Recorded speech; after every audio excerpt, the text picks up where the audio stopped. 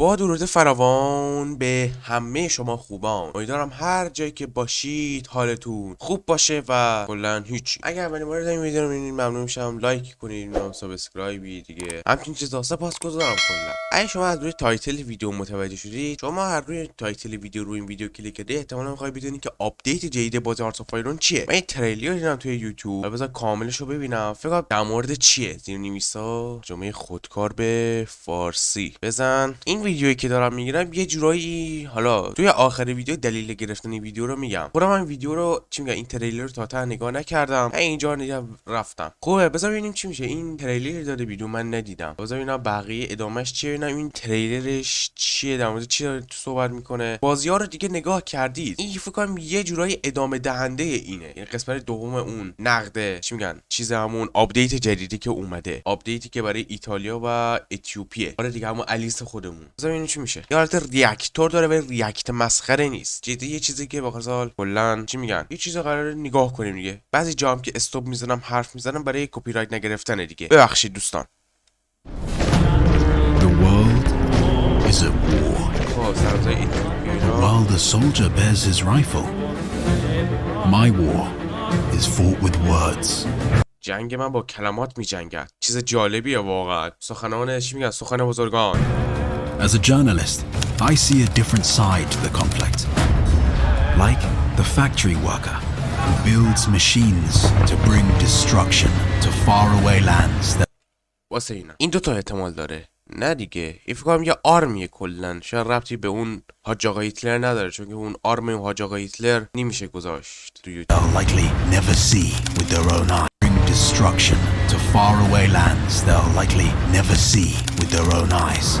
اوه عجب حرفای حقی میزنه. میگه من روزنامه نگارم، میرم توی شرکت هایی که کارگری که یک هواپیما میسازه میره جای ویرانی میاره که خود کارگرم ندیده اصلا. حرفای دیپلم یک دیالوگی هست توی فیلم فیلم گشت ارشاد، حرفای دیپلم بالا میزنه. But today my war has brought me to Switzerland. سوئیس که خبر نیست ناموسن. سوئیس که توی هر دو تا جنگ جهانی بی‌طرف بود. واقعا این اشاره داره به چی؟ فکر کنم سوئیس میخواد چیز بشه. سوئیس چیه؟ سوئیس میخواد فوکوستری بگیره، اتیوپی میخواد فوکوستری بگیره، ایتالیا میخواد فوکوستری بگیره، این ستا میخواد فوکوستری خوبی بگیرن. فوکوستری ایتالیا خیلی شته و میدونین چیه؟ اتیوپی فوکوستری گرفته، ایران فوکوستری نداره. ای خدا.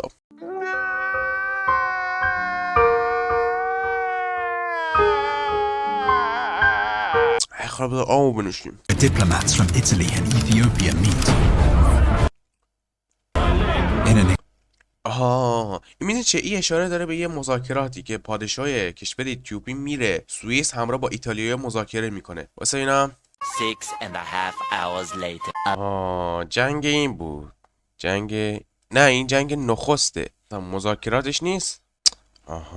اینه. واسه اینا توی زبان انگلیسی چیزی نگفته. آمریکا انگلیش. یه 4 تا چیزی اینجا نوشته. ایتالیا و برای فارسی چیزی ننوشته. بی پدر و مادر. واسه مذاکرات صلح انجام نشد. مذاکرات چیزی نیست. ای بابا ول کن دیگه. واسه اینا محدودیت داره. جنگ دوم ایتالیا جنگ دوم تواشه تجاوز کرونا بود. ناکارآمدی بود. میگم یه صلحی شد. این میگم اشاره داره این حاج آقا الیس گفت. ای خدا، ای توف تو قبر خودم. ناموسا انگلیسی بلد نیستیم. ناموسا این چه زندگی شد. خدا قسم اگه انگلیسی بلد بودم الان میتونستم راحت براتون ترجمه کنم، حالشو ببرید. Exchange of mere words. They will decide the fate of countless lives. چهره بد جنگ، یعنی این نشون میده که جنگ هر دو طرفو چی میگن؟ تفسیر من اینه، جنگ هر دو طرف نابود میکنه. یا کن یا نه، شاید هم کلا برای همینطوری گذاشته. اصلی تفسیرهای ایلومیناتی. The future of this war hangs in the balance. یعنی معلوم نیست کی پیروز شه. Be it peace or destruction. Today, history is being written. این یه سرباز حبشه‌ایه. اینم یه سرباز چی میگن؟ ایتالیایی. در 27 دسامبر.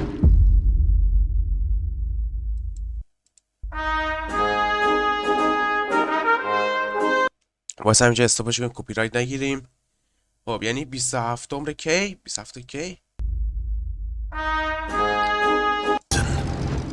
27 سپتامبر. الان کیه اینا؟ الان یه چند، الان 30 آگوستیم دیگه. خب 30 آگوستیم، 27 سپتامبر ها، همین مهر ماه خودمونه دیگه. 27 سپتامبر شهریور 27 سپتامبریم دیگه ها. یعنی 5 مهر چی میگن؟ آپدیت منتشر میشه 5 مهر. خوبه؟ Nice. ببینیم چی میشه تا اون موقع. بذار ببینیم صحبت های در مورد شد. این موسیقیشه. بذار نمی حاجیمون چی گفته، بذار نگاهی کنیم.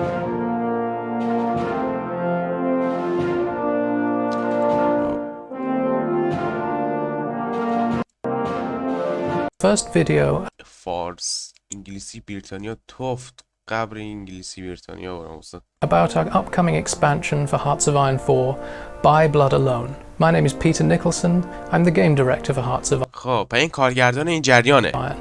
And along with the team, I'd like to take some time to introduce to you the features and overhauls that will be coming in the Avalanche update, accompanying By Blood Alone.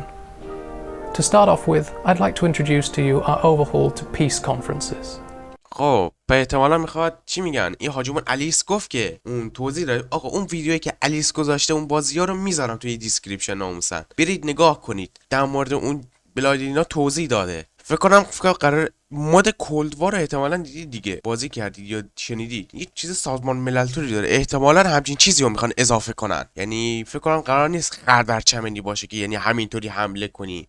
هر حمله یعنی تبعات خودشو داره. In the old peace conference system, claiming states was a fairly absolute thing, which we've never really been very happy about. We wanted to move to a system where everyone in the conference has an opportunity to assert their claims.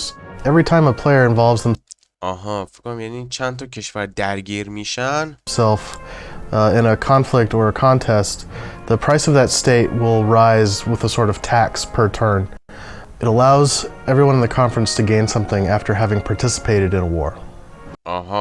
یعنی من فکر کنم تا جایی که من متوجه شدم، اگر قیمت یک ایالتی که میخوای تصرف کنی، حالا یک تیکه رو میخوای تصرف کنی، یک امتیازه، ورسا دفعه بعد فکر کنم بشه 2 امتیاز یا همچین چیزی، نمیدونم. یا فکر کنم یه کاری کنن که همه شرکت کننده ها بتونن یه سهمی بردارن. اونی که ورسا بیشترین، یکی از همیشه بیشترین امتیاز داره و اون کسی که بیشترین داره بیشتر میخوره. احتمالا همچین چیزی، نمیدونم.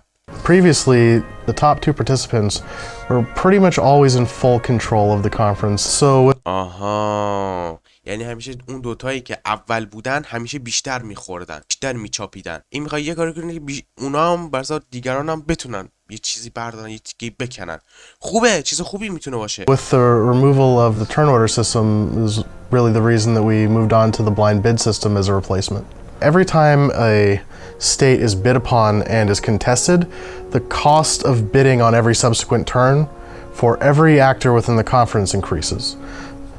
And then on the other side, we have uncontested bids, where every turn that an uncontested bid is untouched by anyone else in the conference, the cost of bidding on that in the future increases.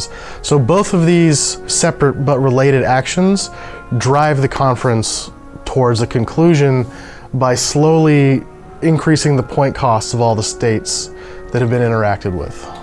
یعنی اینکه یعنی هر چی بود دیگه افزایش پیدا میکنه. خب We have had to do a fairly extensive rebalancing of war participation, and not just the existing values, but how war participation is generated. People are actually arguing and negotiating with each other now in the conferences, which is a lot of fun to see. این به درد بازی آنلاین میخوره. خب What we try to do now is more clearly define where everything is. So everything that is relating to the countries on the losing side will be on one side of the screen. Everything related to the countries on the winning side will be on the opposite end of the screen. So if I were to select take state, everything that I will do on the map will be a take state action as before. But now, if I click on a puppet action, I can now do that directly on the map. The mouse cursor will know that, okay, here this country exists. So if you click here, you puppet that country. And you can also specifically select a target, and that filters out all of the map markers so it looks a little bit more neatly. But if you then want to still tag over to another nation, you can just hover your mouse cursor, click on that nation, and now it will swap to whatever action you're. فکر کنم هر منطقه‌ای رو که میدونی چیه، اگه می‌خواست یه کشور رو پاپت کنیم کلش رو پاپت میکرد، نه اینکه مثلا یه قسمت رو پاپت کنه.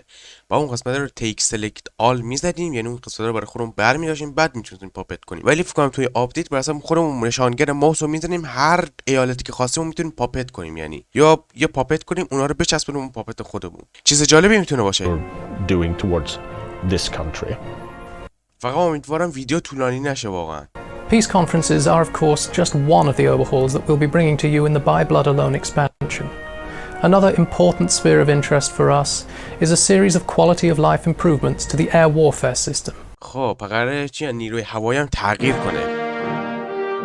I really enjoy now the ability you have that you can now deploy multiple wings, not just one wing at a time. It really makes things so much quicker.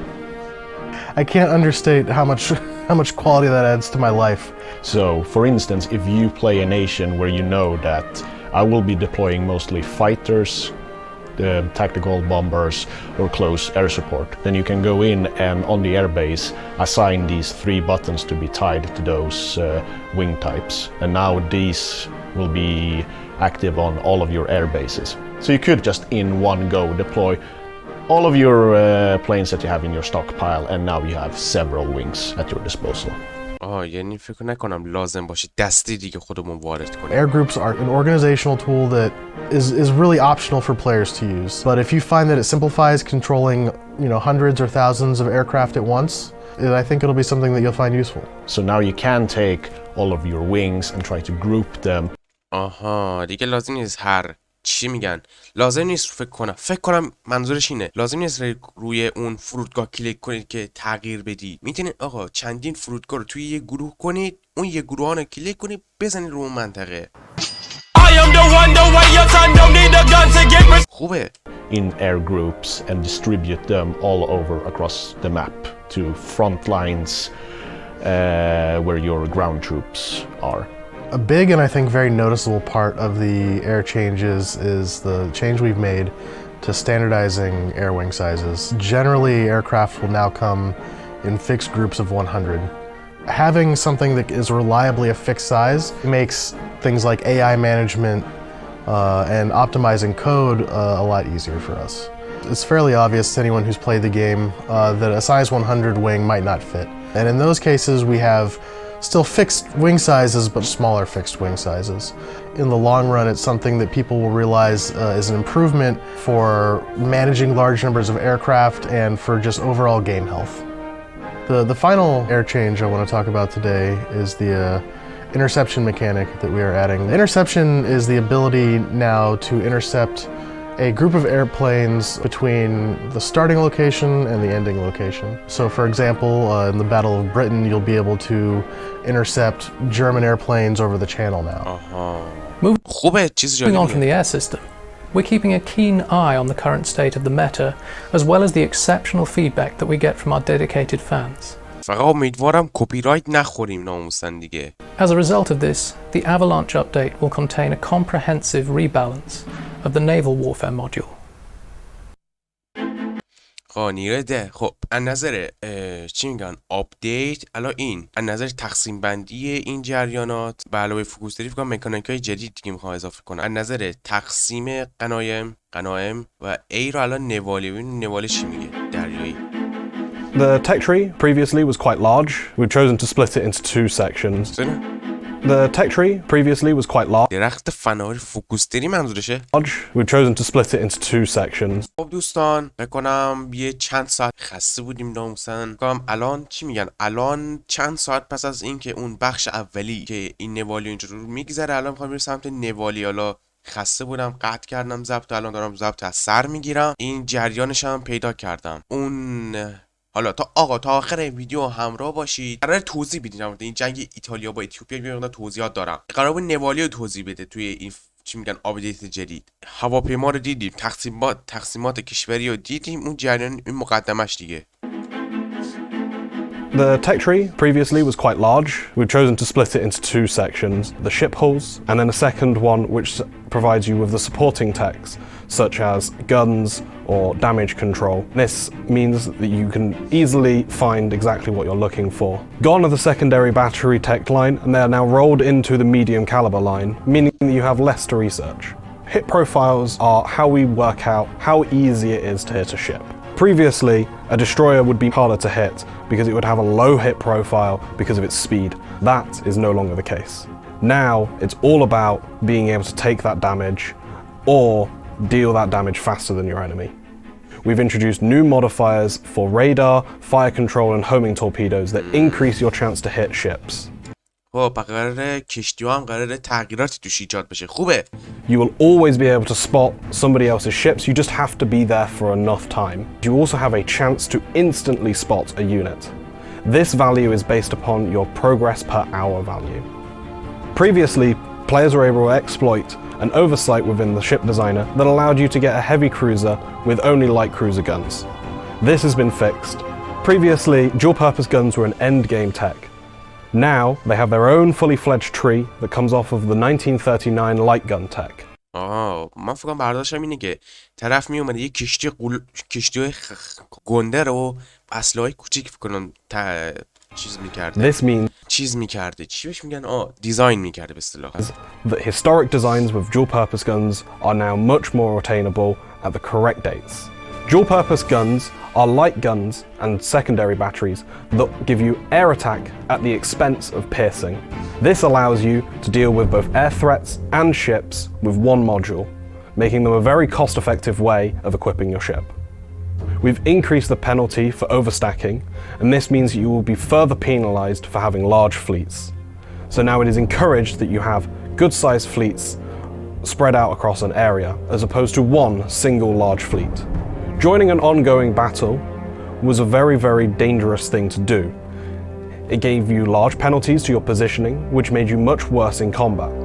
These have now been reduced, meaning that the strike mission is now very powerful and very, very good for your large, hard-hitting fleets. A constant issue ailing the multiplayer community was Sub 3's sub-visibility stat. Sub 3 and Sub 4 visibility stats have been reduced, and the ability of sonar on destroyers has been increased. یعنی فکر کنم یه مقدار اون زیردریایی فکر کنم نرفش کردن، ضعیفش کردن و اون سونار رو یه مقدار قویش کردن مال کشتی. This should reduce their primacy in battle. That's it for now, folks, but we'll be back soon with another video to delve into some of the new game features coming in By Blood Alone. We're looking forward to telling you more about our new expansion, but until then, make sure to follow us on social media to get plenty of updates about Hearts of Iron. باشه حاجی آقا تموم شد. خیلی تاثیرگذار. واسه اینو ببندیمش، واسه اینا چیز ویدیویی نداره نگاه کنیم. این کانال هم میتونید سابسکرایب کنید. این که نیست. آقا این جنگ دوم ایتالیا، این اون صحنه دیدید که داشتن مذاکره میکردن توی اون سوئیس و اینا. این مذاکرات اشاره داره به مذاکرات صلح سال 1940 تا 41، یعنی پیمان سال 1940 نوشته رسمی پیمان صلح با ایتالیا سال 1947، معاهده‌ای که در پاریس جمهوری ایتالیا قدرت‌های پیرو جنگ جهانی در امضا شد، شامل به رسمی شدن استقلال لیتوبی و توافق 250 میلیون دلار بود. به رسمی نشریات هایلس اتیوپیا اختصار پوند برای خسارات وارد طول اشغال ایتالیا 2000 کلیسا، 535,000 خانه، ذبح یا سرقت 5 میلیون گاو، 7 میلیون گوسفند و بز، 1 میلیون اسب و قاطر و 700,000 شتر بود. یعنی میگه قرامت بده یالا. ایتالیا می اتیوپیا اشغال میکنه، بعد دیگه میکنم چیز میشه دیگه، اینم اتیوپیا دیگه. آقا دوستان، من در حال ادیت بودم این نکته رو فهمیدم که حاجی این جریان پیمانه هست سال 1947 این اصلا ربطی نداره به این اون داستان، یعنی ربطی به اون تریلره نداشت. فکر کنم اشغال میکنم میگم مذاکراتی میشه. اون سال 1947 بود. این دموکراسی غربی را خود از جنگ مسلمین فرانسه جنگ ایران. خب خوبه دیگه، امیدوارم چیز بشه دیگه، امیدوارم آپدیت خوبی باشه دیگه. آپدیت هم دیگه کی میاد؟ 5 مهر میاد. 20 چند دسامبر چند بود؟ 27 دسامبر همچین چیز اشتباه نکنم. یه جوری امیدوارم آپدیت خوبی باشه، امیدوارم خوب هست، امیدوارم در آینده فوکوس‌داری به ایران هم بدن. ناموسن خیلی ظلمه. اتیوپی فوکوس‌داری داره به ایران فوکوس‌داری نداره. No! God, please, no! No! اتیوپی. خدایا من چیکار کنم ناموسن ناراحتی. هیچ دیگه این ویدیو ما تمام شد. این ویدیو یه چیز چی میگن حالت ریاکتور و همراه اون آموزشی بود. یعنی اخبار رو برسونیم ببینیم، اخبار رو بدیم ببینیم چی میشه دیگه. چی میگن اخبار رو بدیم در مورد همین آپدیت جدید 5 مهر دیگه احتمالاً آپدیت منتشر میشه. ببینیم کی کرکش میکنن. هر وقت کرک شد نسخه کرکش رو نصب میکنم سریع واسه شما گیم پلیشو میرم، یا اورجینال میخریم یا یه چیزی هست دیگه. یه رادیو هم اضافه میکنن. و حالا من یه ویدیویی دیگه از همین کانال پارادوکس دیدم گفت که یه آهنگ جدید هم میخوان اضافه کنن، آهنگ بلا چاو، همون بلا چاو چاو چاو. حالا احتمالاً توی ادیت میذارم، حالشو ببرید دیگه. صحبتی ندارم. امیدوارم از این ویدیو لذت برده باشه، امیدوارم ویدیو به دردتون خورده باشه. اگه اولین بار دارین ویدیو رو میبینید ممنون میشم لایک و سابسکرایب. از اینجور صحبت‌ها که دیگه خودتون دیگه در جریان هستید. ممنون میشم این ویدیو رو برای دوستاتون بفرستید. هیچ صحبتی ندارم، شو بخیر نمیگم، بابا باشید. Stamattina mi sono alzato, oh bella ciao, bella ciao, bella ciao, ciao, ciao. Stamattina mi sono alzato e ho trovato l'invaso.